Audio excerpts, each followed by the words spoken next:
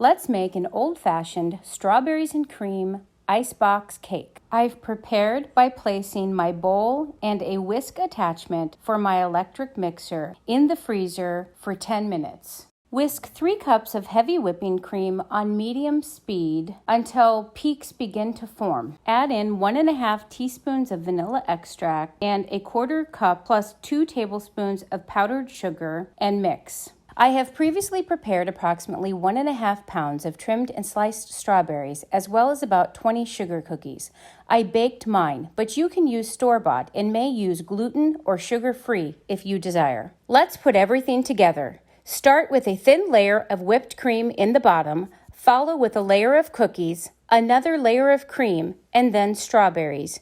Repeat layers until you reach the top, finishing with a final layer of whipped cream and decorating with sliced strawberries. I used an 8x8 baking dish for this. Cover with cling wrap and refrigerate overnight before serving. The cookies will soften after allowing it to sit for 8 or more hours, and the whipped cream will set up. You should be able to cut this into slices for serving. It makes for a tasty summer treat. Like and follow for more recipes.